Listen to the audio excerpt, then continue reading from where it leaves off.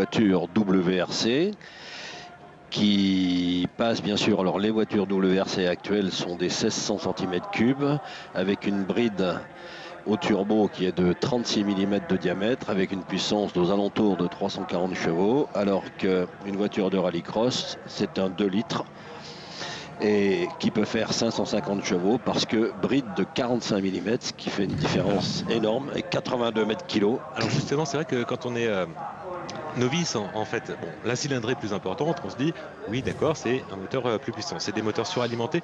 Quel est l'incident? C'est-à-dire que le moteur est mieux alimenté en air et donc comment par ce biais ça peut augmenter la puissance? Ah ben, la suralimentation permet d'avoir des puissances avec des petits moteurs, des puissances équivalentes à des gros moteurs atmosphériques, de par justement l'apport d'alimentation par le turbo, par la pression la pression d'air amenée par le turbo dans le moteur. Et il est bien évident qu'on arrive à des... Allez, voilà. Alors là, pas question de turbo pour nos touring cars. Alors que derrière, vous voyez, on est prêt également pour la finale Super 1600. C'est parti, c'est bien parti pour là. Alors ça ressemble à une Ford Fiesta.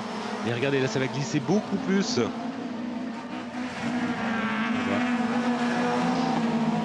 Une Volvo. Alors il y a eu contact, on voit les stigmates. Un bout d'aile qui s'en va pour la Volvo C30 de Daniel Lund, qui est deuxième. Le leader, c'est Derek Toil et sa Ford Fiesta. Bon, il y a un souci mécanique pour une voiture qui fume énormément. Alors il n'y a pas forcément, on s'était dit oui, bon, il n'y a que 8 engagés, c'est une philosophie différente. Ouais, là, il y a une crevaison, non, quelque chose comme ça, la voiture qui fume, c'est, je pense, plutôt une aile qui frotte contre le pneu. Parce que si c'est une crevaison, il n'aurait pas pris un tel appui dans le virage à droite après la ligne de départ. C'est tout con pour Wells. Alors justement, vous, Guy, vous avez connu en fait dans l'évolution de votre carrière, eh bien,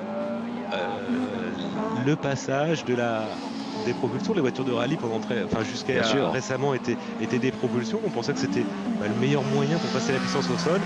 Et il est arrivé, Audi a débarqué avec son Audi Quattro et a remis beaucoup de choses en place, beaucoup d'idées reçues en place. Est-ce que ça a été une évolution majeure en termes de pilotage par rapport?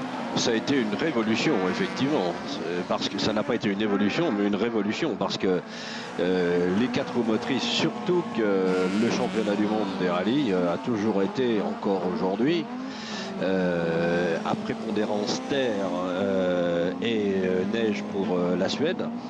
Il y avait peu de rallye asphalte à l'époque, peut-être encore moins qu'aujourd'hui d'ailleurs.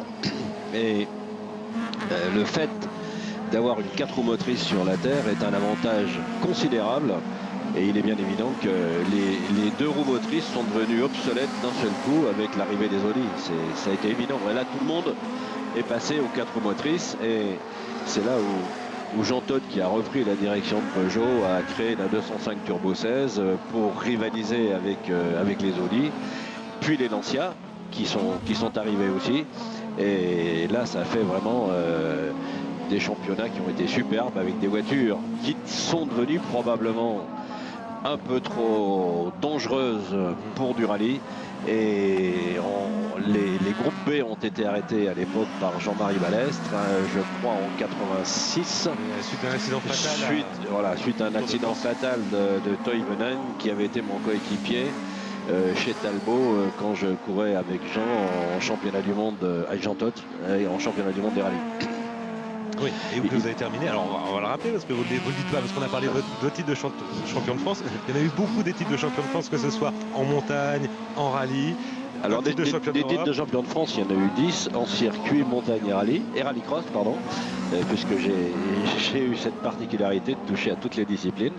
Et puis avec Jean Todt, on a été champion du monde des rallyes en 81 et la marque Talbot a été championne du monde. Et vous vice-champion juste derrière et nous vice-champion, c'est Harry qui a gagné le championnat cette année-là sur une Ford Escort.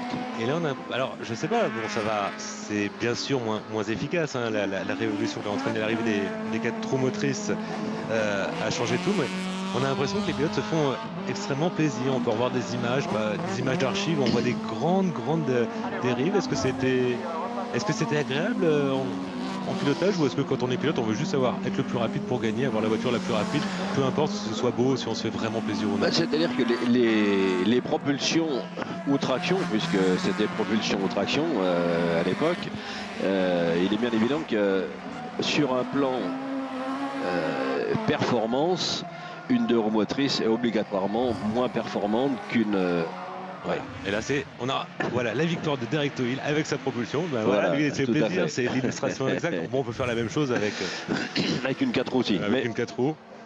Ce que je veux dire, c'est qu'on avait tous les mêmes voitures. Donc, c'était à celui qui allait le plus vite. On avait des propulsions qui étaient très spectaculaires et qui avaient la particularité d'avoir un petit souci d'usure de pneumatique sur les pneus arrière pour les propulsions et sur les pneus avant pour les tractions. Mais par contre, quand les 4 roues motrices sont arrivées,